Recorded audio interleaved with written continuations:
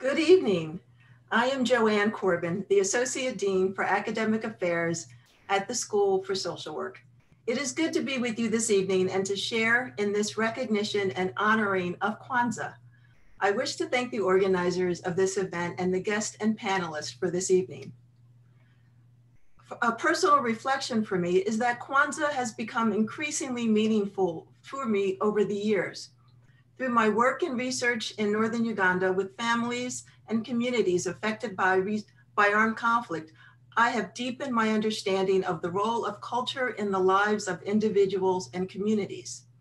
I've seen the ways that culture is a lifeline for people who have experienced the traumas and the disruptions of war. I've also seen young people who are isolated from their communities because they have become disconnected from their cultural communities.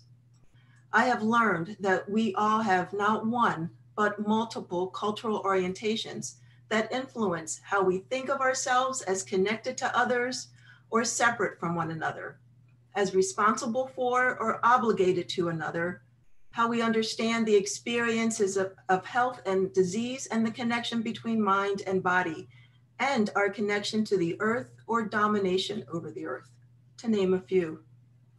Many people of African descent in the US were separated from their cultural origins through slavery and were not allowed to practice their traditions.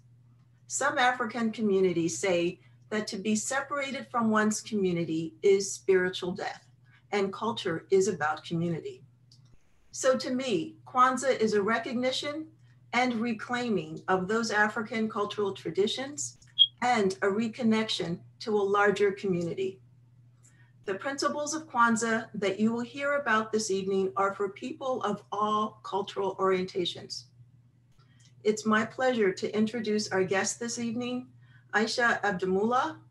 She is an artist as well as an educator and administrator in higher education. She is an experienced facilitator and has been committed to developing diversity and social justice focused programs.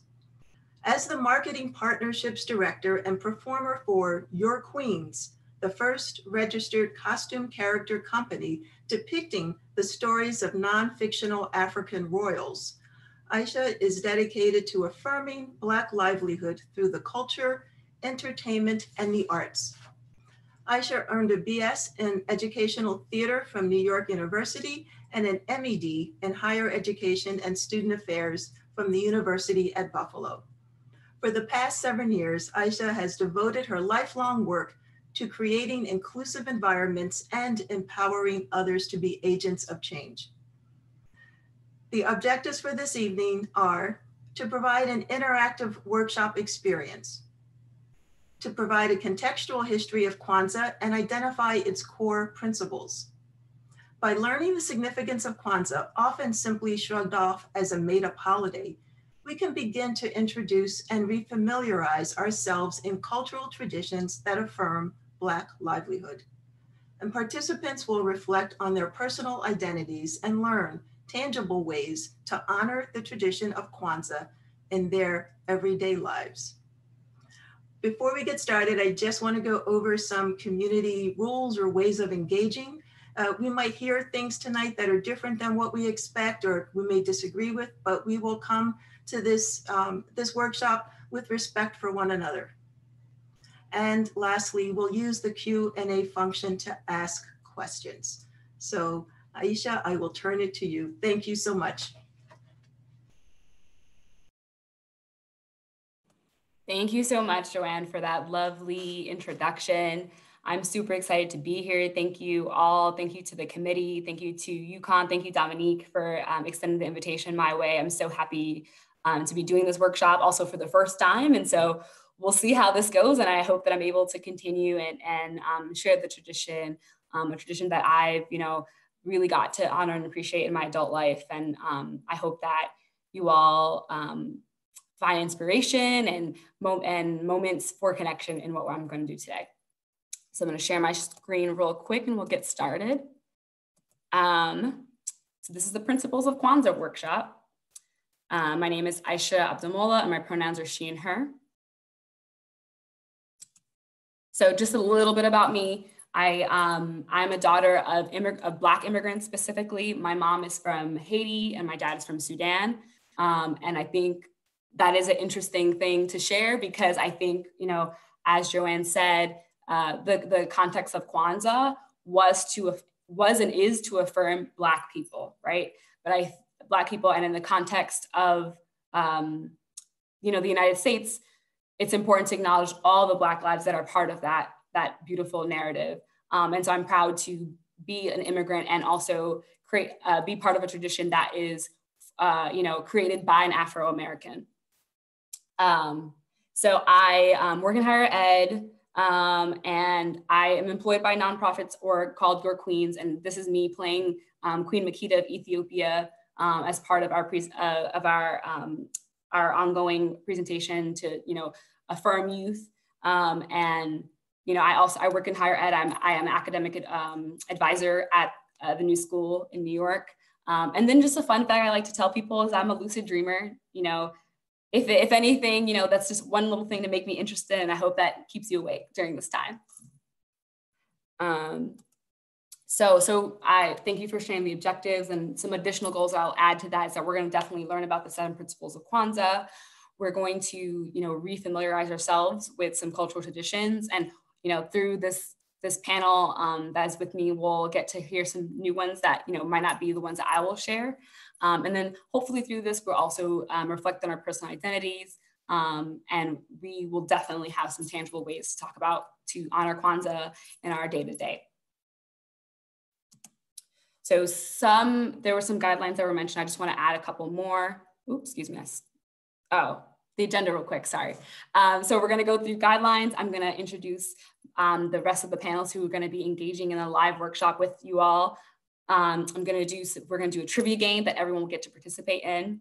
I'm going to discuss some Kwanzaa rituals. We're going to do a Q&A, and then we're going to have a celebratory toast to honor the coming year, but also what a toast can look like in the tradition of Kwanzaa. So some quick guidelines, you know, listen actively, be present, participate to the best of your ability. You know, it's only 5 of us, but this is a typical one that I was just share airtime. Like, let's you know, take time to have all of us on the panel share and honor each other's experiences. Assume good intent and acknowledge impact. I know this is a little harder for people who are not necessarily participating live in the same way that we are.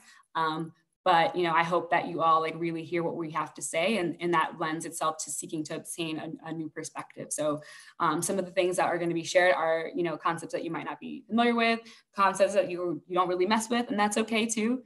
This is a learning experience for us all.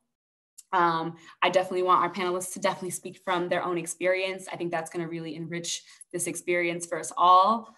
For the folks that are, you know, watching, I believe the worksheet that I created was shared out with you all. So definitely use that as an opportunity to take some notes, write down things that intrigue you, things that you have questions about, all those things.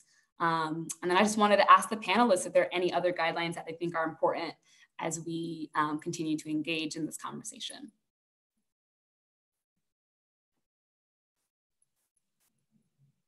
Great, I always use like the 3 Mississippi rule, and I feel like we're good. So thank you all, and we'll go right along.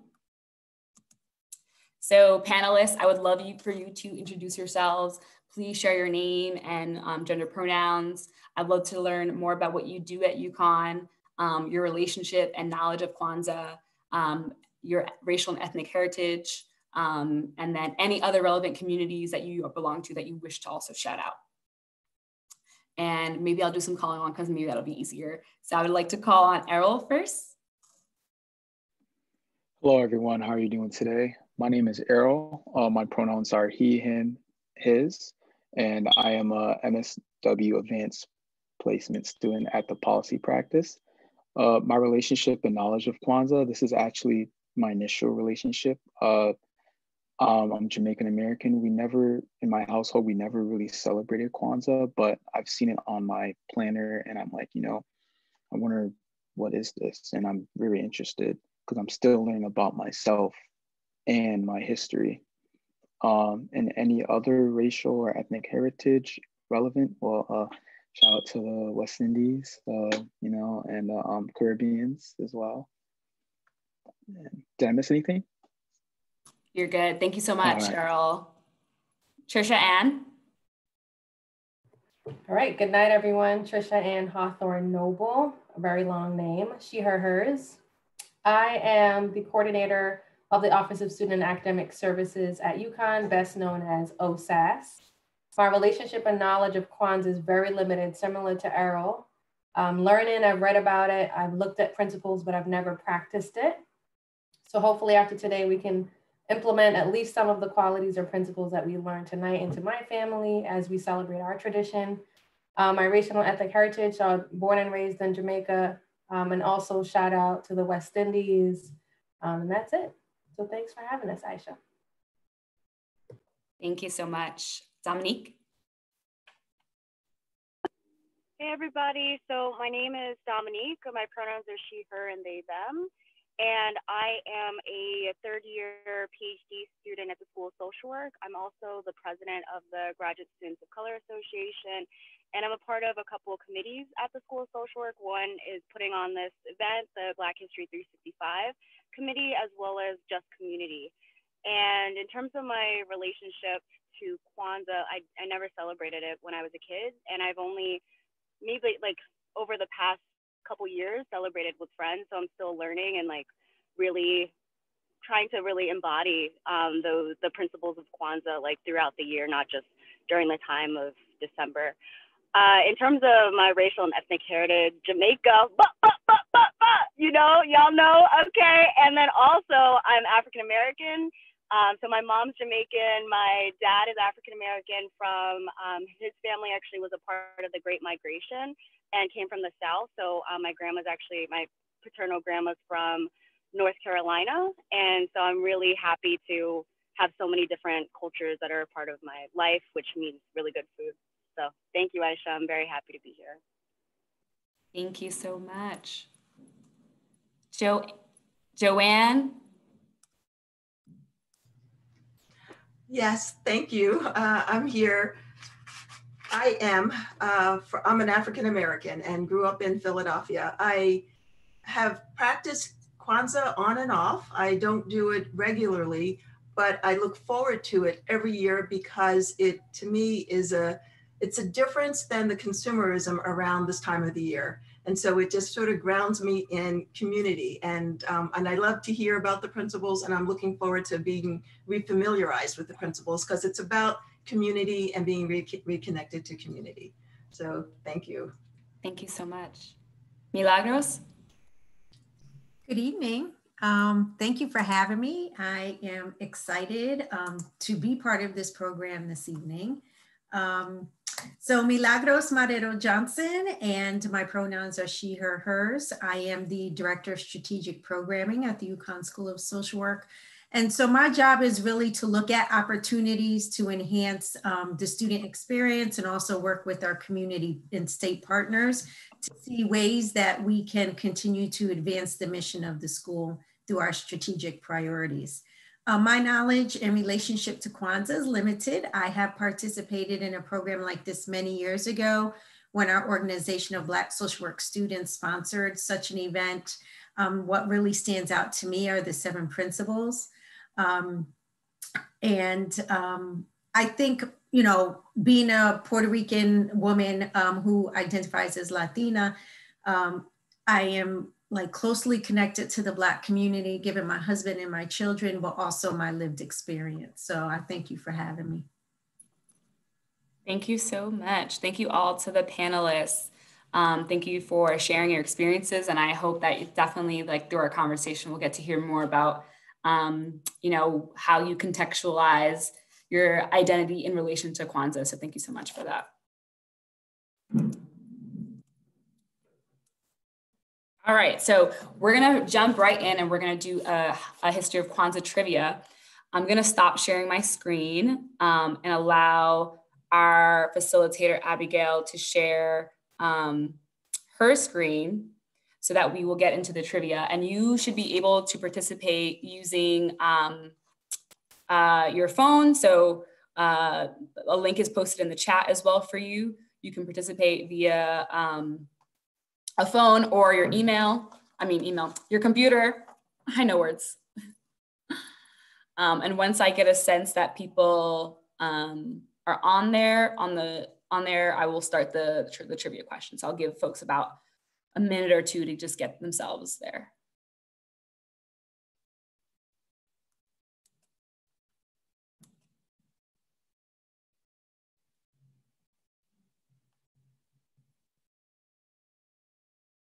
Okay. Are my panelists at least on yet? Yes. Awesome. All right. I'm going to give it 30 more seconds just to make sure everyone gets on, as many people can, and then we will get started.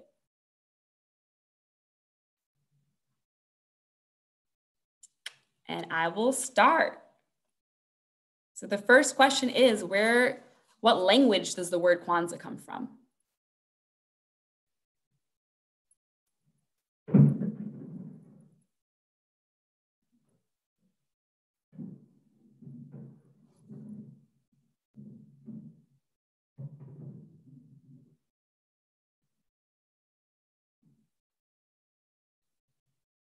Okay.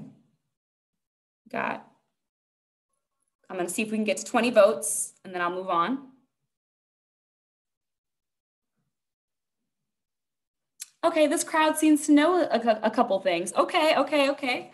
So that is correct. Swahili is indeed a language that the word Kwanzaa comes from. And specifically the word Kwanzaa means, it comes from the Swahili phrase, matunda ya Kwanzaa, which means the first fruits.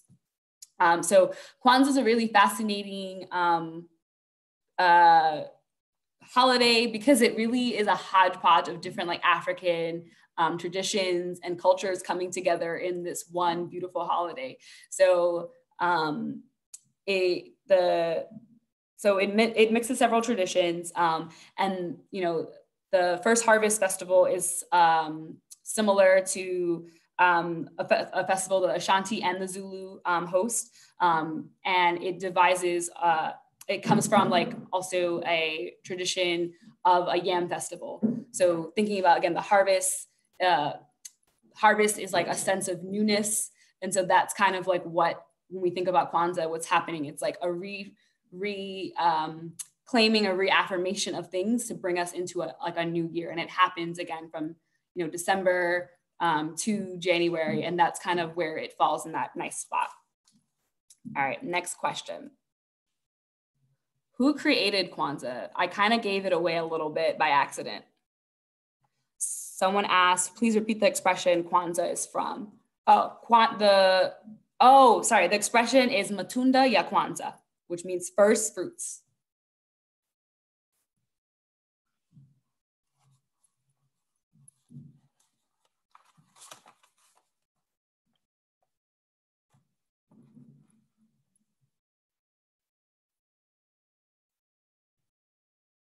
Okay, I think we got 18 participants last time, so we can move on.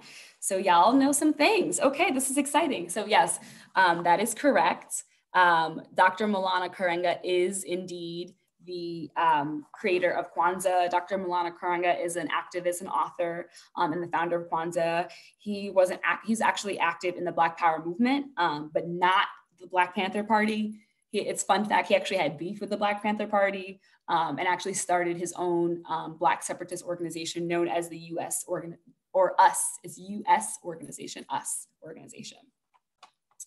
So next question.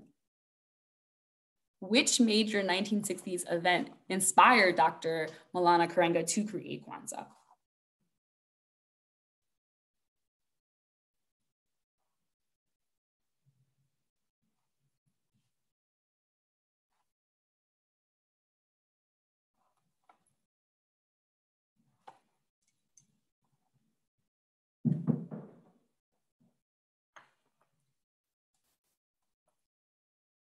Okay, I'll give a couple more seconds to get closer to 18 participants and I can reveal the answer. Panelists, what y'all think? I'm curious.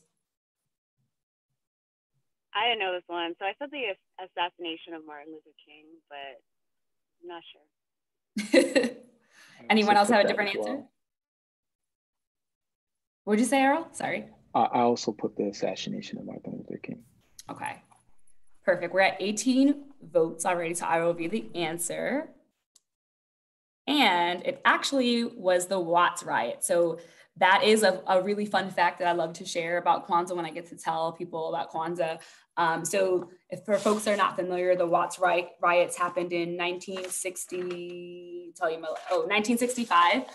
It was August 11th to the 16th in 1965. And it took place in Los Angeles.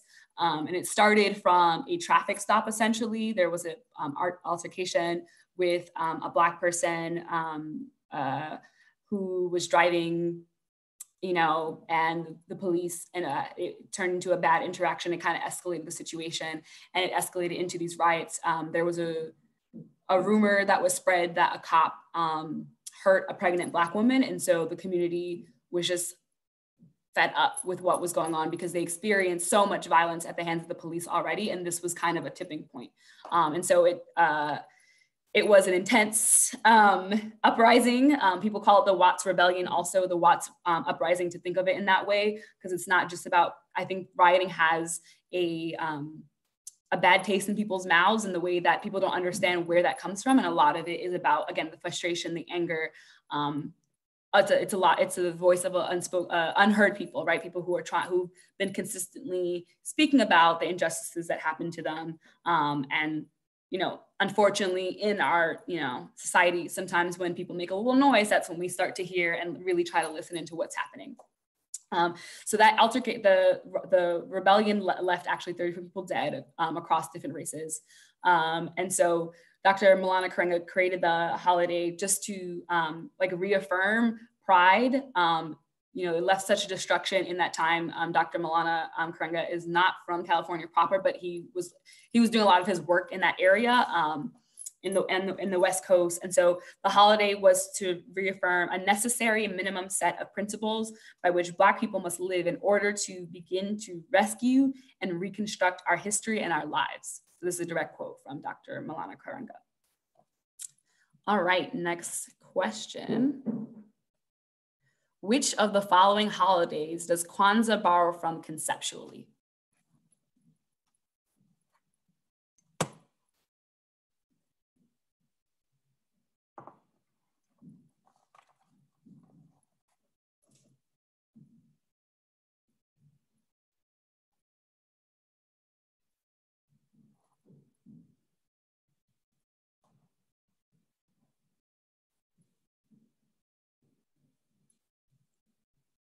All right, we got our 18th voter. So y'all know some things again. Anyone on the panelists want to share what their answer was and why they picked that answer?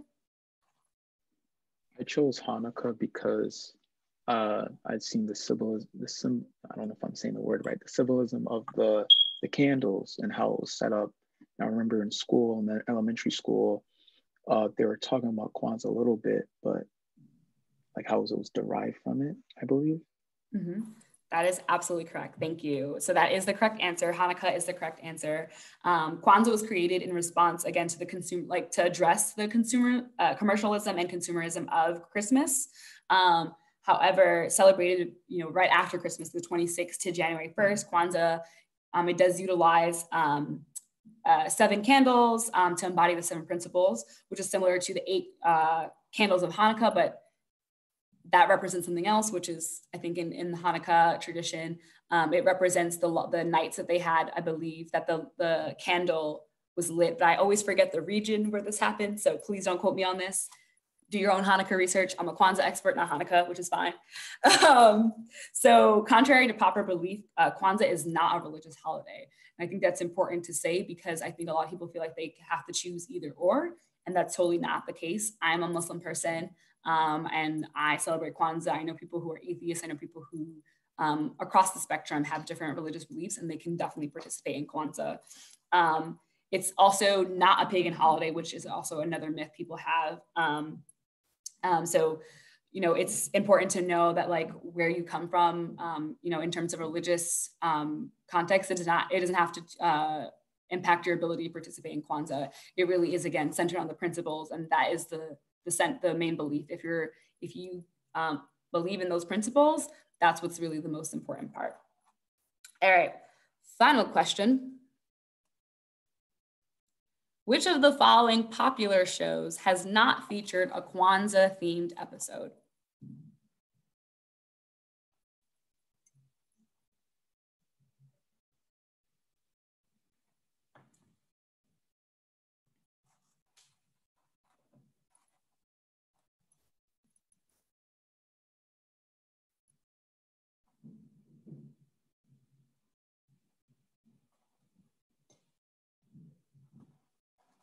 Okay, we got a range. I want to direct this to the panel. Have y'all seen some of these episodes that I might be referencing and you want to like shout them out a little bit? Yeah, I definitely saw the one on the Proud Family. Rugrats had one as well, I think. I'm between, I picked Everybody Hates Chris because I would imagine Blackish has one because they do this whole like, you know, like they do cartoons about different things. So I don't know. I picked Everybody Hates Chris though. Thank you. I saw a comment from Andy. I haven't heard of any of these shows, never mind seeing them. So I'll just give some context about some of the shows. So Rugrats is an animated show that occurred mostly in the 90s, a little bit in the early 2000s on Nickelodeon. It's about these babies that roam their house and have all these fun adventures. Everybody Hates Chris was a show that was on UPN before, like right before the mix to CW, and then lasted on the CW. And it's actually based on, it's a dramatized life of Chris Rock, the comedian. Proud Family is a show featuring, it was a Black sitcom show that was on Disney Channel. And it was the first Black show featuring a Black animated cast on Disney Channel. So it was a big deal. And Blackish is more current. Blackish is a show that's currently on air. I don't know when they started, like maybe 2014, 16, I can't remember. Featuring, the leads are Anthony Anderson, Tracy Ellis Ross, and some other folks. And it's about a family, a Black family who are upper middle class dealing with their notions of Blackness. All right, so the correct answer is Blackish. Blackish haven't had an episode about these things. And I'll just give you real brief context for the other episodes because I think they are really great to see. Rugrats came out in the 90s again. To feature a Kwanzaa episode in Nickelodeon in the 90s was a really big deal. It was a really big deal for me growing up to see them honor a tradition that people did not know about. And even in, at that time, like Black shows did not really feature Kwanzaa. So highly recommend. It's a fun episode. I think you're never too old to watch a cartoon. Everybody Hates Chris. It's actually a fun episode because I really relate in where essentially the family does not have money to celebrate Christmas. So they decide to do Kwanzaa instead. And I think it's fascinating because they want to like, kind of like, they're like, we don't have money to do all that, but let's try to do Kwanzaa. And a fun story in my personal life is that I've celebrated Kwanzaa a total of one time with my family.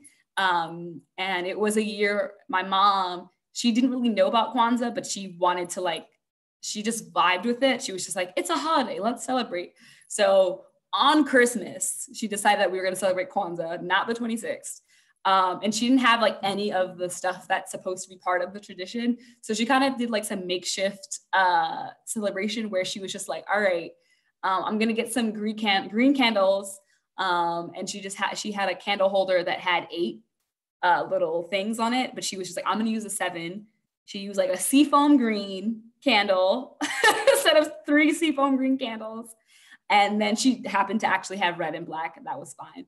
But it was like the first experience that I had formally in a setting to have to celebrate Kwanzaa. And I was like, I feel like we're not doing this right, because I saw on the episode of Rugrats or whatever that's how they did it.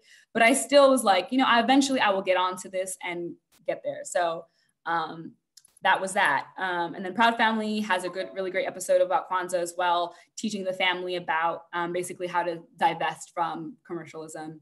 And Blackish has not had an episode featuring Kwanzaa, but I do think it's funny because there is an episode where they talk about potentially celebrating Kwanzaa. And the main character's father, his name is, I don't know his actual name, but they call him Pops. And he jokes, he says, I don't like Kwanzaa because that guy who created it owes me like $500, referencing Dr. Malana Karenga. So I think that's hilarious and probably in the world of Blackish accurate because it takes place in Los Angeles. So fun sidestep, moving right along. Thank you all for participating in the trivia. I hope you learned some things. I hope you get to watch some of those shows that I mentioned. They are really good. I hope you enjoy. Let me get right back to this presentation. Give me a second to get situated. Okay. So now I want to move right along to the principles of Kwanzaa. So Kwanzaa, the principles of Kwanzaa, it's also the language that's used again primarily in the tradition of Kwanzaa is Swahili. So a lot of the words are and the principles are Swahili words. So Nguzo Saba means basically the 7 principles. And so this is the Kanara that you all might see associated with Kwanzaa. It has 3 candles that are red, 3 candles that are green, and a center candle that is black, representing the 7. Aisha? Yes. We can't see your screen. Oh, so sorry, so sorry.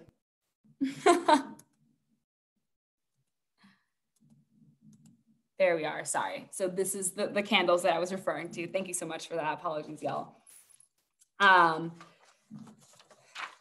So each principle has a meaning, it has a representation to commit to basically a lifestyle. And then I'm going to, in the tradition of Kwanzaa, what happens is that each night the family gets together and they reflect on a principle. And so today, our panelists, we're going to be moving as a family and reflecting on these principles together. So I will talk about each principle and also direct my questions to them so we can reflect together on these principles. All right, so the first principle is unity. And again, it starts on December 26th. So the first night we will celebrate unity. Umoja is the word for unity. And it means to strive for and maintain in the family, maintain unity in the family, community, nation, and race. And so the biggest takeaway that I want folks to get from this is that the history of the transatlantic slave trade, colonization, imperialism, all these things sought to destroy Black humanity. All of the practices that were used were to break the spirit, right? To break the spirit of Black people in their quest for, monetary needs, right? Like what they determined were needs. And so it's really important for us, the notion of Umoja, unity, is to get back to a place of connectedness. And that is how we are able to support each other and prevail against all. And so my questions, 1 to 2 people can answer this, and everyone doesn't have to, for the panelists are, what, in your personal experience, what is the importance of Black unity? How has that shown up in your life?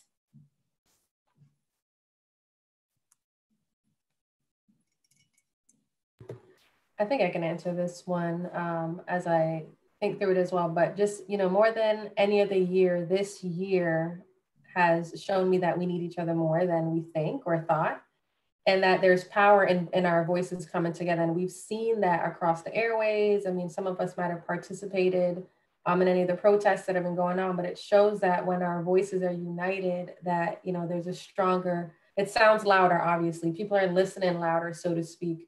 So for me, in my life personally, I really try to ensure that my family's united, that we stay connected. We may disagree, but understanding that there is love, right? What's at the center of it? And I've seen that across the board in just society where people are just coming together and the voices do matter, and that individuals are supporting one another and breaking down myths and barriers. So in my life, but also looking on the outskirts, certainly has shown itself, and I'm proud of it. I'm proud of what's happening. And I'm proud to see where our community is going to go from here, because I think that you can only rise at this point, and that we need each other. And that once we understand that, I think we are, we're just going to rise. So I'm really proud of, our Black community and what we're doing now. Thank you. Anyone else want to take it? I would say that especially this year as well, that I believe that Black community is very important within the community, especially when we're talking about uniting amongst all spectrums of life, including the LGBTQIA plus community, including different cultures within the Black community. Because as you can see, as we look on the news and we look on the media, or even on a personal level, for me, a personal level, I just reconnected with my little brother. We've been having a disagreement for about 2 years now, and we just settled it. I thought we were going to settle it in our 30s, but we just did. And, you know, we, as a community, I feel like we have so much potential, as we can see with the amount of Black women that are moving up into the political realm, of like Stacey Abrams. It's very, and then with Kamala Harris, it's very important that that source of representation is being shown to, you know, among these barriers, you can make it. You have the smartness, you're a genius. We have the tools. So I feel like as a unity, we'll be unstoppable. Thank you so much for that. You know, first of all, kudos to you in being able to connect with your family. I think that's beautiful. I think the pandemic, you know, at least in my life, has created opportunities for so much reconnection. And, you know, it's a beautiful thing. Like you know, on a personal note, I also didn't speak to someone for 2 years. And having this time was just like, even though I'm upset about whatever happened, but I don't want anything bad to happen to you. This is a pandemic. Like, I want to check in. And that was like my leadway into connecting. So I just want to say that's a beautiful thing, and blessings to you. And I hope that you're able to continue to nurture that relationship. Thank you so much. But I just want to co-sign on all the things both of you said, and say that, you know, especially in the notions of like the people who are a part of our community that we don't always shine on, that the folks that are to the margins, I think unity is something that I want to continue to like emphasize in my life. And I hope that that's a conversation we continue to have as a community, in that a lot, you know, some of us are hurting. Some of us are not, you know, we're dealing with multiple identities, that are oppressed, right? Like, it's not that these people, you know, are oppressed themselves, but it's like there's various systems that are, you know, we can name them, like, who do I want to name them? This is positivity right now, but you know, like a lot of, you know, structural barriers that prevent people from being their best selves.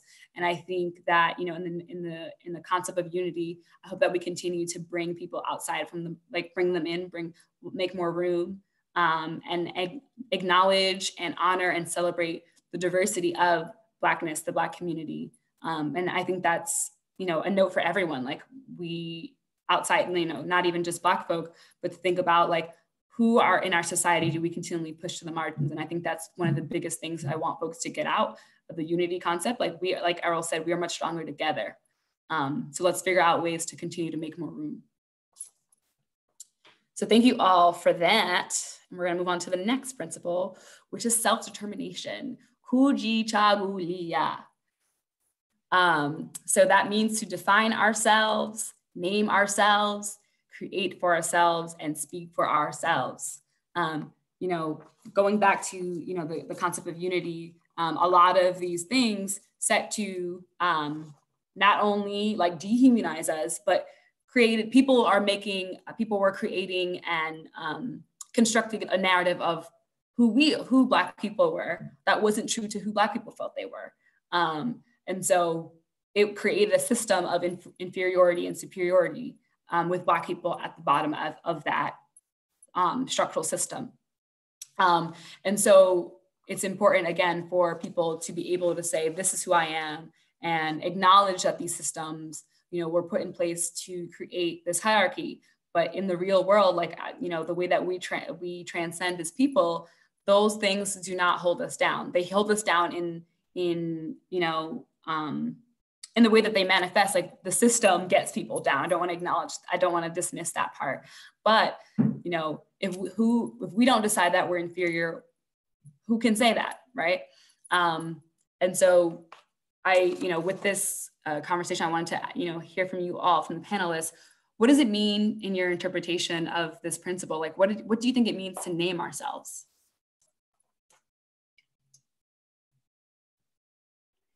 So I feel very called to bring Audre Lorde into the room. So there's a great quote by Audre Lorde: "If I don't define myself for myself, I think it's crunched into other people's fantasies of me and eaten alive." And I think that's really important for us to know who we are, know what we stand for, because, kind of like what you were saying, Aisha, before about these systems of oppression, these structures that, to be honest, were very much built against Black folks and are very much anti-Black. I think it's really important for us to know ourselves and know our history in order to survive and really thrive. Thank you. Any other folks want to jump in? I think for me, it's like kind of along with what Dominique was saying, was knowing your existence, right? And how that impacts others through your day-to-day. And within that context, really being able to define yourself and who you are. Thank you. Absolutely. It's up to us to decide who we are. We identify ourselves, and no one can take that from us, our self-identity. All right. Our next principle is Our next principle is Ujima, collective work and responsibility, to build and maintain our community together and make our brothers and sisters' problems our problems and to solve them together. And again, so the notion of having a collective identity, Umoja, unity, is also means to say that we have a collective future together. And thus, as a result of having this collective identity and striving for a collective future, we need to shape it together and share the hardships together and benefit together. Like we're all in this together again. With that, if you don't get anything from this, this is what that means. And so, my question to the panelists for this one is like, I think that there are a lot of different notions of collective work and responsibility that we might be familiar with that are not part of Kwanzaa. And I wanted to hear from you if there are like phrases or proverbs or other concepts and words around collective work and responsibility that you've heard in in the traditions that you're part of, or just even heard in general. And like, for example, an example of that would be, people saying, "I'm my brother's keeper," or what's another one that I've heard recently? What is it called? It takes a village. There we go. It takes a village. I struggled with that one. What are some examples that you all know of? Well, you definitely took one of them. Yes, please share anyway. So I will still focus on one that I'm living daily. It takes a village. I have a 2-year-old daughter, especially during the pandemic when there was no daycare, just at home. I mean, everyone at the university, she was the newest member of my office, so to speak. So it definitely took, my husband or dropping off our grandma or just figuring it out and that I needed help. And I think in that moment, you recognize what that actually means, right? Sometimes we just say these phrases because it just sounds good and it might make us feel good in the moment. But honestly, I would not have made it if I didn't have a village to raise my daughter. So I've been living that even now throughout this pandemic. So yeah. Thank you. Anyone else? Yeah, I think there's this African proverb that's been actually very used a lot in the disability movement. It's nothing is for us without us. It's something like that. If anybody remembers the exact phrasing, let me know because I'm blanking on it now. But it's really all about us having a seat at the table. Yes, nothing about us without us. And then the last piece is for us. Thank you. Who was that? Let me open it up on my chat. Hold up. Thank you. And Margaret, you came through, Margaret. Thank you. Yes, and if there are other people on the chat that want to share some other phrases, please do. Yes. But that phrase is so important because it really it's important that we are having a seat at the table for anything that's created for us, like specifically when we're talking about Black folks, and that we have an input in what is going to impact us. And I think about this a lot, especially as a researcher, as a scholar, as someone who's also a teacher, what that means. But that collective creativity and that collective work is very important. Thank you so much. Yes, I echo all of those sentiments. And thank you for coming in with that quote. I think it was Marguerite. All right. So the next principle is Ujamaa. And that is cooperative economics, to build and maintain our own stores, shops, and other businesses, and to profit from them together. So as we talk about, you know, our collective identity, our collective futures, right? Working and maintaining under this capitalist structure that is, you know, I'm talking about the United States. For us, it means that we need to build wealth in particular ways to sustain ourselves and do it together, right? So that's what this principle is really about. Someone put something in the chat and I just want to read that real quick. Oh yes, thank you again, Margaret. So that's that principle. The next principle is Nia, purpose. To make our collective vocation the building and developing of our community in order to restore our people to their traditional greatness. So, you know, in the tradition of Ujima, Nia is asking us to evaluate our individual roles towards a collective responsibility. So what is our personal stake as we think about building a future a collective future as Black people, and for other people who identify differently, like what is a collective future look like for you? How are you going to contribute to that moment?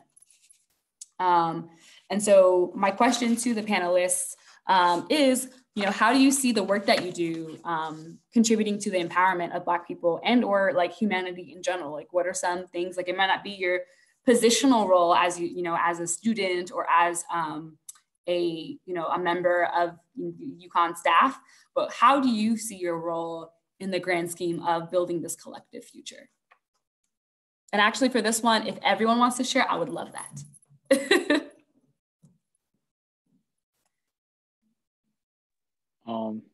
So when I look at this question, I'm on the macro side of the social work field. So how I look at these policies, I look at them as, okay, through a critical lens, and how does this policy impact the Black community? And is it going to be for the good or the bad? And if it's for the bad, then how can I combat this so we can create policies that no longer enforce this oppressive barrier on the community, and also for humanity as well. Ever since I came to the School of Social Work, my eyes been opened as, like, you can see food deserts, or like how in some neighborhoods there's communities surrounded by liquor stores, fast food places, but the communities, the residents don't have any access to foods that you would find at whole markets, or if they're using SNAP, they can't afford these nutritious foods. So then I see, like, that's an ongoing problem. And me being in policy, I don't want to just put a Band-Aid on it. I want to fix it for the future. And I feel like that's my obligation. Thank you so much, Earl. I love that. I think it's Nairi, I apologize if I say your name incorrectly, said that this is a great and inquiring question. Nairi, feel free to share your thoughts on that. And anyone who's watching, feel free to share your thoughts. I definitely would love to hear from you as well. Other folks, what are some things that you think about? And I can repeat the question because, but essentially I asked, how do you see your work and your role in working towards this collective future? What is your responsibility? Yeah, so I identify first and foremost as a healer, and I view my work, any work I do, as healing work. And I believe that there is no liberation without healing. So I center those two things in any work I do. And I currently in my research as a PhD student, and hopefully the future as a professor, I'm going to be doing a lot of work around queer reproductive justice, particularly focusing on people of color. And I see the ways that there's a lot of ways that queer Black folks and queer Black families are underrepresented or misrepresented. And so my hope is to amplify their voices and also ensure that they receive the quality treatment and resources that they deserve and need. So identifying those needs it's kind of my focus right now with my dissertation work. Thank you. I can add that outside of UConn, I'm involved in a ton of things. And one, it's working with Black mothers that are really, it started in New York called Lifeline. And it's just being there for those individuals, talking about the difficulties. I'm obviously a new mom, so I also get to learn from that community, but just bringing everyone together, facilitating events that's necessary so that individuals have a platform, right? When we talk about it takes a village, because when we talk about Black mothers specifically, we're supposed to essentially, according to society, take on all the roles, right? We're supposed to do all the domestic duties. The mom does everything else. And, you know, we have there are myths that we also have to undergo, like your child has to behave this way. They have to sleep through the night. You have to do this and that. And I have lived, and probably my daughter has broken down every myth that I went into motherhood with. So really just ensuring that people understand that you just do what's best for your child. And that's one community. And I work with a ton of youth in the Hartford community.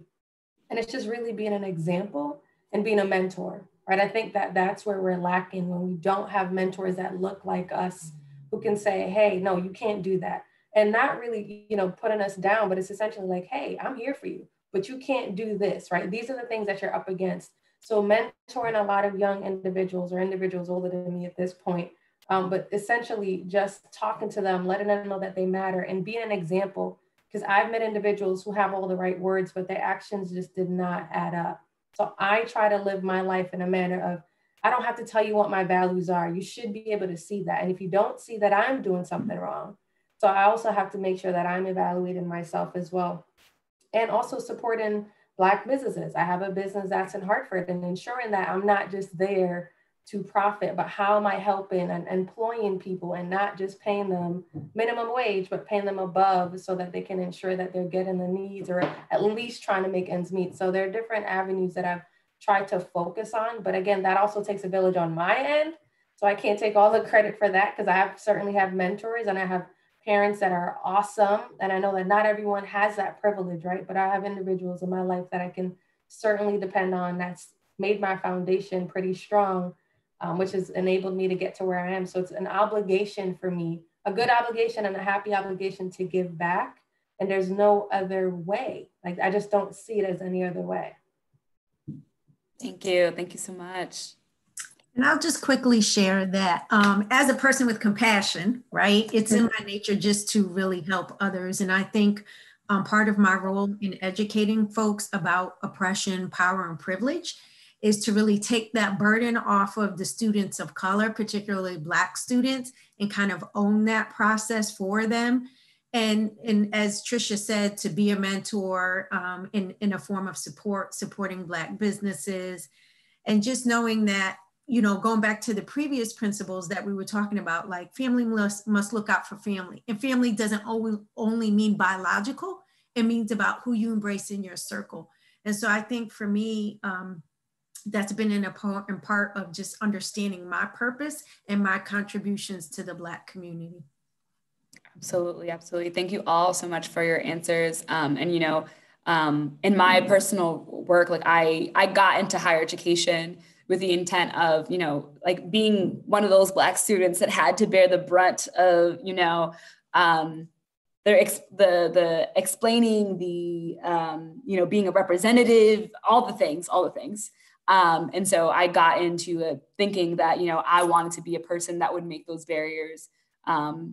Well, I try my best to ameliorate them as someone working as an administrator within the institution. And I think slowly that submerged into, you know, seeing my role in several lights, and not necessarily, again, like in my positional space where I work, but also in like my everyday life. You know, for me, getting to work as a performer and a creator to affirm Black people is like, you know, a space for me to do that. To be able to share Kwanzaa with you all is definitely fulfilling that for me, in that, like, you know, getting to share a tradition that is really dear to me. And I hope that people can find some lessons there. And, you know, when you were talking, Trisha Ann, I'm sorry, you were talking, I was just thinking about how a lot of what we talk about, you know, is really just showing up for each other. And it doesn't, I think it feels like there's so much to do. Where do I start? How do I find my place in that?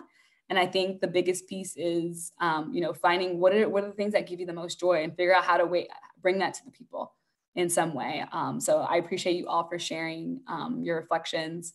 I believe, I think Nairi had their hand raised. I'm not sure if the function of how the webinar works allows people to speak, but I wanted to, nope. Okay. I think they can unmute. I think they can only type it in. Okay, well, if you would like to share, go ahead. There's another question in the chat though, Aisha. I don't know if you caught that. Okay, I can see the chat. I apologize if you already answered this. Is Kwanzaa an American holiday or is it celebrated elsewhere? I lived in West Africa for 2 years, 40 years ago after the graduating, and didn't see any reference to holiday. Okay, yes, okay. Sorry if that was not clear. Yes, so Kwanzaa is created by an American person for Afro-Americans, for Black people of Black descent living in the States. However, the holiday has really starting to like blow up as people are saying we're living in a Wakanda moment. I've heard this a lot, you know, after Black Panther came out, but there has been definitely a surge and recommitment to a lot of Black people to like learn more about their cultural heritage and participate in tradition. So Kwanzaa has definitely blown up, I think, in the last 5 to 10 years. I'm seeing, like, for example, like everyday places that like probably wouldn't be about that Kwanzaa life now really trying to put something together for it. So that's been beautiful. In my adult life, I've been celebrating Kwanzaa for the last 8 years. And so again, it's people are definitely like learning more and giving people the opportunity to share more about Kwanzaa. So it's not a new holiday by any means, but I think there's definitely like a new commitment to it. And I saw an article actually, you know, as I was preparing for this, people were talking about like Canada, some people in Canada celebrate. I've been hearing about people in parts of West Africa as well as the Caribbean, like learning more about Kwanzaa and celebrating. So that is something that's really cool that's happening. And I hope that continues to be the trend, that we're seeing more and more commitment to the principles and celebration and acknowledgement of a true holiday. You know, like in the description, we talked about Kwanzaa being a made up holiday. And to an extent, all holidays are made up in some capacity, right? Like the tradition, some of it is dictated by a higher power, or, you know, like something happened in this particular way and we're recreating that as people to pay homage to a particular incident or event. And so that's the beauty of Kwanzaa, is that, and we'll get into that, it can be celebrated so many different ways. And I think, you know, I'm excited to share with you all like all the things that we can do. And I hope that you all find your unique ways in learning and celebrating the principles. All right, moving right along. So second to last principle is creativity, kuumba. And so it is to do always as much as we can in the way that we can in order to leave our community more beautiful and beneficial than we inherited it. So creativity are very traditional. There are values that we have in various African cultures. And so it's important for us to allow creativity and innovation to flourish amongst Black community, you know, in participating in various types of cultural arts, but also to leave it better for the next generation. We'll get into this later, but the kanara, that is where the candles are. Actually, let me show you my kanara. This is my kanara. And so basically the representation of the Kwanzaa is supposed to lift, it's a representation of like the ancestors, right? They are lifting up, holding us up. And so I think, you know, in the tradition of Kwanzaa, definitely wants to get engagement from all generations. And so when we think about the next generation, we are going to also uplift them, right? And creating a world more beautiful for them so they can exist and flourish and be their best selves is so important. And I want to move, I think I saw something in the chat. I want to just make sure I address that. Oh, Nairi. Okay, cool. So Nairi said, they work in farm to school, coordinating an action plan as a project coordinator to increase education, resources and funding, and procurement in farm to school. I'm no master in any one of them. So I'm in a lot of different spaces. I struggle with recognizing where I can be closer to my people and serve. My manager spoke on how we're not community organized in the work, but we should support organizers. I'm trying to find how to uplift food justice in my community without community organizing. All right. Thank you so much, Nairi, for sharing this.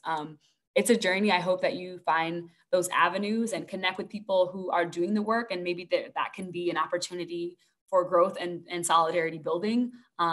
Sometimes like the work is not on the ground as much as we like to, and that's just my experience from also organizing.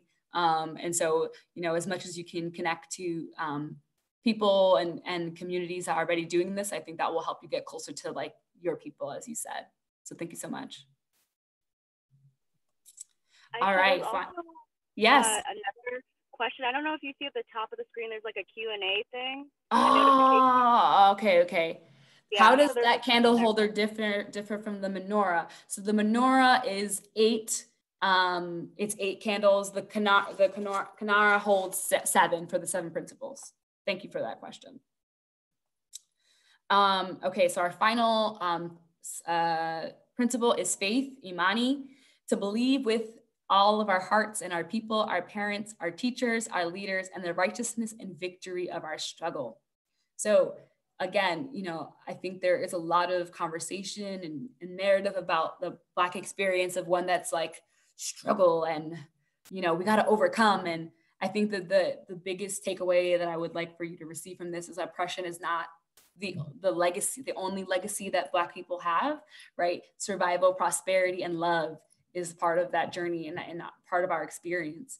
And we want to believe that, yes, there are oppressive states that are happening that are, counter to our aspirations, but to believe in Imani, to have faith, is to believe that we shall overcome. We are continuing to overcome. And it is an ongoing journey. And we're going to be able to do that through taking care of our community, through living through the 7 principles that we stated. So, this year has been a whirlwind. I think it's been a trying time. It's been a beautiful time also in terms of activation, seeing people have the space to be able to organize, to convene, to protest, because they finally have the time to. And that's kind of like the best. And when I say best, I mean like it's functioning as it should. The best function of capitalism is that it because people have to focus on their survival, their needs, they're not able sometimes to contribute meaningfully in the way that they would hope to organizing, because that feels like that's taking away from my needs. I can't get off work to go support this protest. I don't have time to volunteer to support other things that are going on. And we're seeing the pandemic has allowed us a collective halt for a lot of people, right? Like being able to just stop and do and reflect and spend time. And that's why we're seeing so many people show up in the ways that, and we haven't seen before in a long time, rather, because I haven't seen all the things in my life yet. But being able to show up and support and see like a huge shift in the way that we look at the treatment of Black people in this country and thinking about Black liberation. That being said, my question for the panelists is, given all the things that have happened, how have you persisted? How have you found faith? And if you have any, words of wisdom to share with our audience, what would that look like in the context of what has helped you?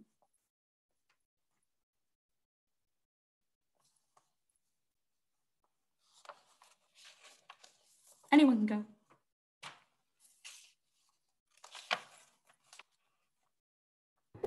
I can go. Oh, Errol, go right ahead. You can go. Okay. I'll go after you. I would say it goes back to when we were talking about who you are. And I think, it goes back to you defining yourself, understanding yourself, loving yourself, knowing your values, so that when things like pandemics happen, you don't lose yourself. I think the difficulty is that a lot of us are seeking to figure out, what's my purpose on earth? What am I supposed to fulfill? What am I supposed to do? Am I doing it? And we get to a point where we start saying, at 25, I have to do this. At 30, I have to accomplish this. Then we forget about who we actually are, what our values are, and then we lose faith in things, faith in people, because we're so much in turmoil with ourselves. So one thing that I always do, and my mantra in life, is to protect my peace, not allowing other people, like we stated in the beginning, to define you, because no matter what, in any space that you go into, you're not going to be likable by everybody. So ensuring that you know who you are, you're grounded in your values. Despite what people may say, it's okay, because you still have to spend time with yourself and love yourself. And I think that's what the pandemic has shown all of us is, well, we asked for time, right? We said, hey, well, I don't have time to do anything. Now we have too much time and we don't want all this time, right? We're forced to hang out with ourselves. So I think in this moment, when I talk about myself and protecting my peace, it's not only for me. I have a responsibility of a husband, I have a responsibility of a daughter. So now it's about me taking on that role and ensuring that my family's covered. And with all of that, it's grounded in faith. That's my foundation. Those are my roots. And I think of myself as a palm tree when I think of faith, in the sense of, if you ever see a palm tree through a hurricane, it literally bends and bends and bends, but it doesn't break because it's so deeply rooted. So essentially, you know, I have to tap in and say, well, spiritually, you are rooted down in this ground like this palm tree. So no matter what hits you in life, you're going to be okay. And that's what I always tell myself: protect your peace and it's going to be okay. Thank you so much. I have one more person if they want to answer that question. Can you restate the question one more time? Yeah, so in these trying times, how do you find faith? How do you take care of yourself? How do you keep the faith? Oh, okay. It's going to be hard to follow after that one. But for me, like I said, I think it's also with another component of self-love and self-care. I believe we also, you know, there's a saying, comparison is the thief of joy. We see others and what they're doing, and we also compare ourselves and say, hey, you know, I should be doing this, I should be doing that. But I mean, the pandemic, I think it was a real eye-opener, because you told me 2016 that my graduation year, I was going to be graduating in my pajamas. I was like, what? For the pandemic. But I mean, now it's you're starting to realize, you know, the important things in life. Like for some, you're stuck inside, but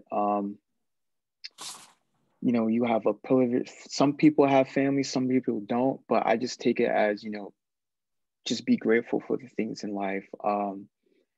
Tap into your strengths. If you can't get it all done today, tomorrow's another day. You're strong. Never underestimate yourself, because you'll find that you're surprised. You have potential, and just never put yourself down, because you'll be very surprised at what you find. You're doing great. It may not seem like it, but you're doing great. Thank you. Dominique wrote snaps. Yes, Trisha Ann and Errol. Yes, they did say some words, and thank you. I like words that I need to hear. I'm sure words that folks that are witnessing and watching this also need to hear. Thank you so much for that. Can I say something? Can I add something really quick? Mm-hmm. Okay. So I just wanted to add, like, just remembering that you are loved deeply and that you have a lot of love around you and support. And it's so important to reach out. And kind of when you were talking, Trisha, it reminded me of this saying that I was recently introduced to, that glow sticks glow brightest when they're bent and broken, you know, and that hit me so hard. And sometimes, you know, we're all very resilient folks, and sometimes it takes those challenges for our strength to come out, and just kind of thinking of how is this thing, this whatever challenging thing happening for you, not to you, right? And so that framing can really be helpful. I know it's been helpful for me. Thank you so much. Snaps to that. All right. Thank you all so much for engaging in this conversation. I'm going to move on to our rituals. We're going to get to the Q&A, and we're going to hopefully wrap this all up by 7:30. We'll see how this goes. So Kwanzaa ritual. So earlier in the trivia, I mentioned that Proud Family has an episode of talking about Kwanzaa. This is from that episode. A family that is experiencing homelessness is invited to celebrate Christmas at the Proud Family home, and then the family ends up teaching them about Kwanzaa. and staying there for the 7 days. Well, they didn't know it was 7 days. So they were like, oh, of course you can come celebrate. And then they were like, oh, y'all still here? But then they end up really appreciating the lessons that they learned. So Kwanzaa is a joyous celebration. It's about self-affirming Black identity and communal histories and experiences and celebrating our culture with dignity, right? So when people come to a home, usually to say hello during Kwanzaa, you say habari gani, which means what is the news? And people respond with the principle. So if today was Umoja, unity, I would walk in and be like, habari gani, people will respond, Umoja. And that's like how people greet each other during that time.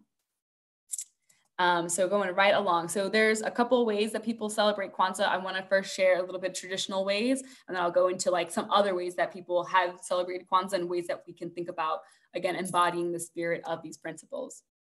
So typically people decorate their homes with the colors of the bendera, which is the Pan-African flag.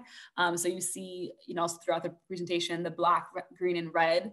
I'm sure people might be familiar, but I'll just share quickly. Those colors, the flag was, I believe, either invented by Marcus Garvey or he popularized the flag. I don't remember which, so apologies for that fact. But they represent and we see these colors actually in a lot of African cultures as well. Countries, they use these colors in the flag. Black represents the Black people. Green represents the lushness of the land of Mother Africa, and red represents the blood that runs through our veins. So you might see those colors coming a lot in rituals. So people decorate their homes with those colors. So the central table of the house is decorated with the kanara holder, the 7 candles. There's usually fruits of the harvest. There's ears of corn. The makeka is a woven mat. The unity cup, I have a unity cup with me right here, and gifts. The gifts are usually given to the children, but people give gifts also to other people, and that's typically shared on the last night of Kwanzaa. So yeah, the last night for Imani faith on January 1st. Like I said, when the family comes together, they say habari gani and respond with the principle of the day.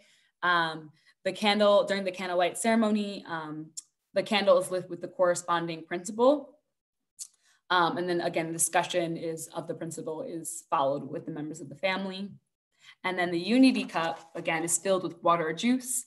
And they chant Harambe, let's pull together, after each sip. And it's passed to the next person. So usually if we were in a family, it's a tight-knit home, let's say, I'll take a sip and say Harambe, let's pull together. And the next person would go and take a sip. Harambe, we say it each time.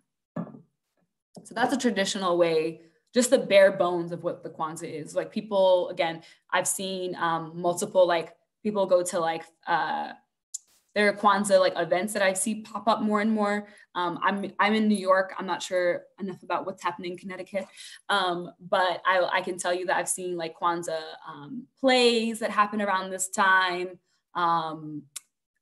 festivals. I've seen also a what do you call it? Like a Kwanzaa market, and encouraging people to buy from Black businesses. So some other ways to celebrate Kwanzaa, and this is for folks who are following along on your worksheet, you can use this opportunity to also reflect on what are ways that you can celebrate. So for Umoja, some ways that people can celebrate the tradition of Kwanzaa. Again, this is for Kwanzaa, but also 365, how can we continue to celebrate and honor Black livelihood? So one way you can do that is learn about the experiences of Black people across the diaspora. I think there is a lot of misinformation that we have internally as a community about each other, about what the experiences are, especially as it relates to, and I think that's really contentious in our community right now, of the legacy of slavery and how that happened and occurred in different places. So learning about not just slavery, but again, the history of different places, I think is a great way to get into the spirit of unity. But then also participating in a Black empowerment march, festival, parade. If you're a non-Black person, figure out how you can offer support to those functions. A lot of times, people can volunteer as security support. If you're in law, I don't know if that applies to people on this call, but folks who are in that space can usually volunteer to serve as, I always forget the word, but it's like a part of like protest support, and making sure that people are accounted for and don't have to interact with law enforcement. So Kujichagulia, self-determination, a great way to celebrate Kwanzaa in this context is to start a political education around Black liberation, learning about abolition, learning about the ways that you can contribute into the collective liberation of Black people. That's a great way. Another way to do that is to support either with your funds or your time, whatever you can contribute to a Black-led organization or collective dedicated to the upliftment of Black people. For Ujima, collective work and responsibility, you can contribute to a mutual aid fund. So for folks who are not familiar, mutual aid is not charity. Mutual aid is a way that people are taking care of each other. It's an acknowledgement of systems. So just to clarify, charity is, it blames usually poor people for their circumstances, whereas mutual aid acknowledges that the systems create these circumstances. And so it's a way, again, for us to pull together and support each other because it's our duty to do so, not because it feels good. I mean, it feels good, that's the added part, but that's not the main part. So another way that you can participate is share your time. Somebody mentioned on the call, and I forgot, I apologize, who said that, mentoring, like being able, I think it was Trisha Ann, you talked about being a mentor for people. Being a mentor is so important for young people to be able to see themselves. So that's kind of like a bigger commitment, obviously, but finding opportunities to connect with young people to support them in their growth and development is really how we're going to pull together. Ujama, cooperative economics, Black businesses. It's kind of a little easier way to tick off, and say that you participate in this particular way. But another opportunity could be to start a savings club. So if you're part of a group of folks who want to continue to empower each other and build together, I don't know have folks on the call heard of a susu? I'm just curious. All right, so susu is common in traditions around like West Africa, but also in the Caribbean. I can specifically shout out Haiti, as that's where my mom's from, where folks actually come together to build. So what you do is everyone contributes a little bit each month, and then that pot goes to one person for that month. And then the following months, that's how it goes to the next person, so that people are continuing to give and receive love, essentially, to contribute to each other. Yeah, the Jamaican culture, that's called partner. Pardon? Partner. So it's like partner, but it's with a D. Okay. That's lovely. Yes, thank you. I haven't heard of that. I need to check in with my family. You need to start a club, it sounds like. All right, and then for Nia purpose, setting intentions for the upcoming year is a great way to ground yourself and thinking about how can I, again, contribute to the collective of this Black future, or a future of acknowledging, being inclusive, creating a community and humanity that we want to see. Another fun way that I love is creating dream boards with your friends and family. It can be like an event where you kind of, if folks are not familiar with a dream board, it's you manifesting a visual representation of what you would like to manifest for the future year. And it's something I've seen people do actually on January 1st, like on the first day of the year, to think about, again, how do I lead into the new year with intention of creating something greater, or being part of something greater, or just having a better life. Kuumba creativity, you can host a Black movie night. You can host a creative skill share. There's so much talent and strength and so much wealth of knowledge amongst the people that you know. So having opportunity to be with each other and share those things, like anything from like domestic chores or cooking, braiding, resume review, whatever knowledge you have, you can connect with other people to bring your talents forward and share with each other. And again, like creating a more creative world for each other. Lastly, Imani faith. You can, I'm sorry, it's blocking where I am. You can start a gratitude journal. So again, to like, have faith in like the things that you want to accomplish, but also, again, going back, like taking kind of like a what's the word I'm looking at? Review of what you have and being grateful for those things and being having opportunities to reflect on those things. I think it's really important, like we're going to mentor a young person. I think it's important to connect with our elders if you have access to elders, and learn more about their stories. What are their stories of triumph? I think that, you know, again, in the spirit of Imani faith, it's about having the faith that there's a victory in our struggle. And I think we need to look to our elders to see how they've persisted, how they survived. And I think that we'd find that there's such beautiful stories for us to share and so many lessons that we can learn from those experiences. So again, these are just some other ways to celebrate Kwanzaa. If you have the worksheet, you can also think about other ways that you would like to celebrate Kwanzaa and acknowledge these principles in your day-to-day. There was something in the chat. Let me go take a look. Oh, thank you. Thank you so much. It was just Q&A as well, Aisha. Okay, great. That is literally the next thing on the docket. Okay. Yes. Yeah, I got some questions. I got some answers. So someone asked, for the candle lighting ritual, is it only one candle lit each night, or does it follow the Hanukkah ritual of lighting candles for all the previous nights as well? Yes. Thank you so much for that question. Yes. So in the tradition, you light the candle usually with the candle from the previous day, and you light them all. And then you light the final principle. Like, so if today is Kujichagulia, all the ones that came before are going to be lit, and then Kujichagulia would be lit last. Thank you for that question. Someone asked statistics on growth of Kwanzaa, and domestic/global. I don't have statistics on that. I put a link in the worksheet to the Kwanzaa website directly. If you look there, I feel pretty certain that they have some numbers that they can share with you regarding like the growth. I don't have those. My experience is more like my expertise in that. Like, I feel like I've seen more commitment to learning more about Kwanzaa and celebrating, but I don't have like numbers per se. A saving club that has economic beneficial participations in the greater society. I think I'm a little confused by the question. Are you asking how does it, that has, I guess maybe the question is along how does that create a benefit in the greater society? I think it's about like, again, like the aspect of creating wealth from within. There's the question, do I have, sorry, now I'm a little confused. I saw something that says, do you have?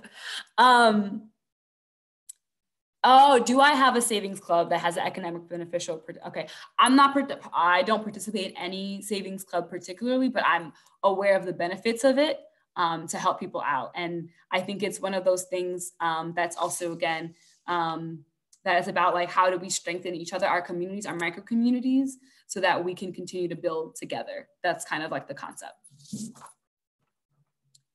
Any other questions? Let me go look.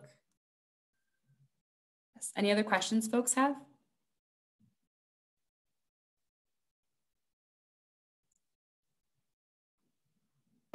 I have a question, Aisha, just about I've faced some resistance from some Black folks around celebrating Kwanzaa.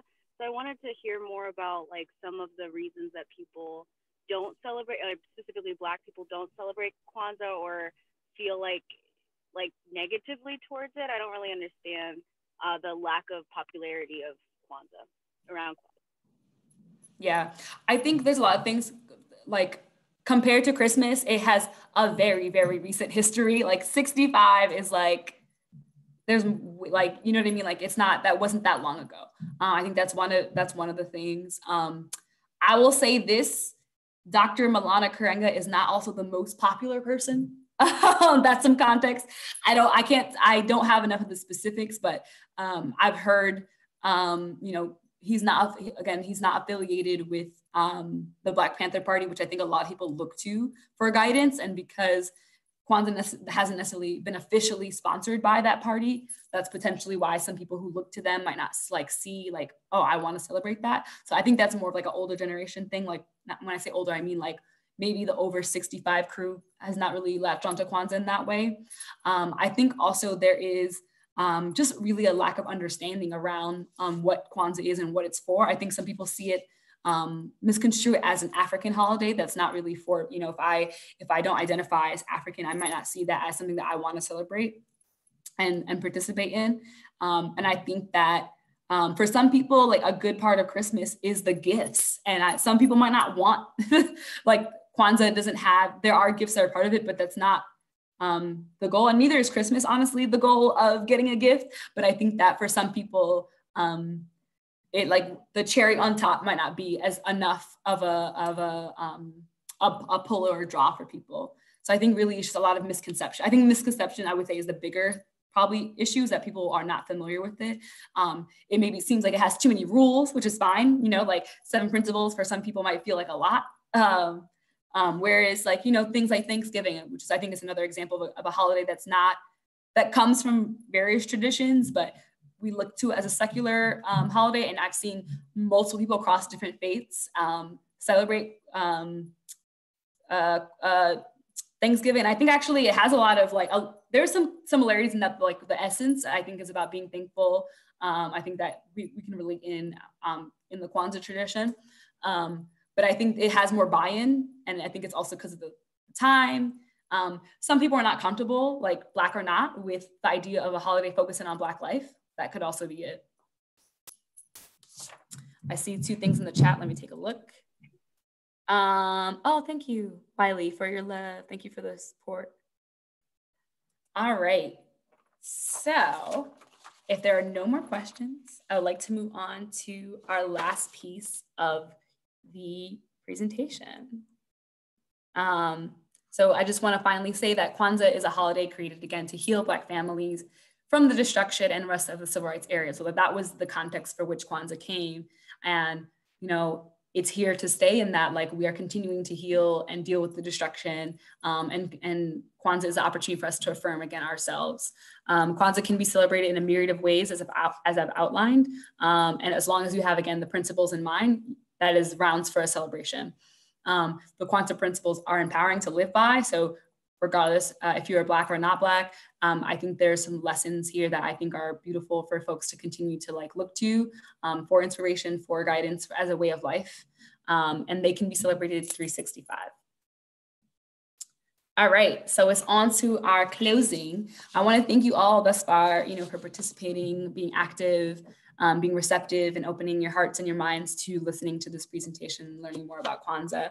And so I'm gonna, you know, bring my panelists back to come say some words, but essentially, when we, in the tradition of the Unity Cup, like I mentioned earlier, we drink from the cup, we say Harambe, let's pull together, and that is typically shared amongst the group. This happens usually at the end of the festivities, right, for each day. And so I wanna add, and I think that's again the beauty of Kwanzaa, is that things can be makeshift, remixed, because, you know, we as people have different ways that we look to celebrate. And I think that's really cool. So what I'm going to add to that is I would ask my panelists to get their cups together. Folks who are watching and witnessing, if you want to get your cup together, get a little drink of your choice, water, juice, wine, whatever is going to be, whatever is your libation for today. We're going to get that ready. And what we're going to do is I'm going to ask the panelists and folks who are witnessing, you can also think about how you would like to contribute as well. The question that I have for you all is, what is one thing that you will do to honor a principle in the coming year? So that's my question for the panelists, people who are watching. What is the one thing that you have? What we're going to do is we are going to hold our cup. I'm not going to drink from this one because it's lined in wax. It's just more cute than actual functional. But I'm going to drink from my mug. I'm going to do a little bit of both. And so you're going to say your thing. Say the one thing that you're going to do to commit to a Kwanzaa principle. You are going to lift your glass. You're going to, we're going to say Harambe, and then you're going to take a sip, and we'll do that for each person. Aisha, could you stop sharing your screen? Oh, yes, I can. Thank you.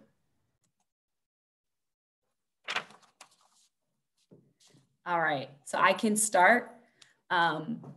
one thing that I want to do for this year is commit to the principles of a collective future and collective responsibility. And my commitment is to participate and facilitate mutual aid wherever I can. And that's one thing that I'm doing right now at the moment is I host a free boutique in Brooklyn, in New York where I am, to give needs, supplies to people in the community. And that's one thing I'm gonna commit more to doing and spending time and sharing and hopefully building that up. So we lift our glass, we say Harambe, and then we take a sip. And then the next person can go.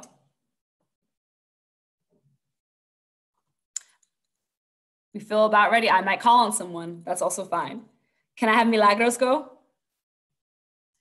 Thank you, thank you. All right, so my commitment is to continue to just instill that sense of unity, of being one with others, and just kind of sharing the love and spreading the love of just being together as a community, and the importance of our purpose and our being, of being here.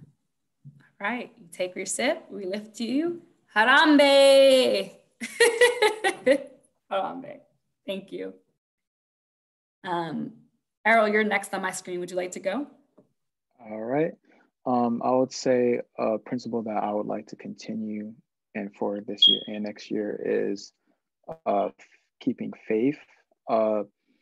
Also having faith in that, understanding that even though in dark times, there's always going to be that light at the end of the tunnel. And if not, even if that means, you know, trying to unite with those that might not see your views, but helping them get there in sort of a sense, to keep that positivity and faith that we will all overcome and there will be a time that we can rejoice. All right. Harambe.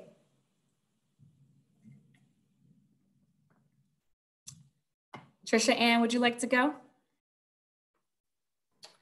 Certainly. I think one would be faith, in the sense of ensuring that I'm instilling it also in my family. Since I have a growing family, making sure that I'm not just doing it for myself, but being an example there. One thing I learned from a workshop with a mom is that your kids watch you and everything that you do. So be mindful of what you say, be mindful of how you react and what you say about yourself. So ensuring that I'm always speaking positive things to myself, instilling that faith, sharing my story with my daughter, so that she's aware. She's only 2, she has no idea what's going on, and everything is princess and a bribery at this point in age and at this stage in her life. But really just ensuring that she understands her own value. So that's what I hope to do, is be a better example for her. Harambe. Yes, Harambe. What's in that bottle, Dominique? And you can go, Dominique. It's all water. It's all water. You know, I'm just staying hydrated. All right. So I'm definitely committed to working on centering restorative care, restorative self-care. Also in that, listening to my body, listening to my ancestors. So kind of focusing on knowing myself and what really brings me joy, not what media tells me makes me happy, you know. I'm also committed to buying more from Black businesses and continuing to focus on community and being intentional about building community throughout the future. Oh, Harambe. Harambe. Abigail, I know you're off camera. Abigail has been holding it down for us, facilitating. I don't know if you want to share. I want to give you the opportunity in case you do. Oh, and she's going to show herself. Yes. Well, not be a ghost. Really, I just want to be more intentional about focusing on my self-care and my mental health and making sure that I take care of me first and take care of at home first so that I can be good to others, because you cannot be good to anyone else if you're not good to yourself. So I really want to be kinder to myself, being more patient with myself, and just be more present in my day-to-day. So, Harambe. Harambe. Thank you all for sharing. I'm just going to do a final toast just to culminate all that was said. Thank you all for sharing. Thank you all for receiving and listening. The messages and the lessons we all have to learn together regarding Kwanzaa. May this new year bring us commitment to those principles. May this new year bring us a commitment to ourselves, to our youth, to our elders, to the righteousness and victory of our struggle, to our individual goals as it relates to our personal and professional goals. And may we continue to uplift each other in the spirit of Kwanzaa, in the spirit of victory in Black liberation, in the spirit of our survival and our love and our thriving in this world. So thank you all so much. Final toast, thank you all. Harambe.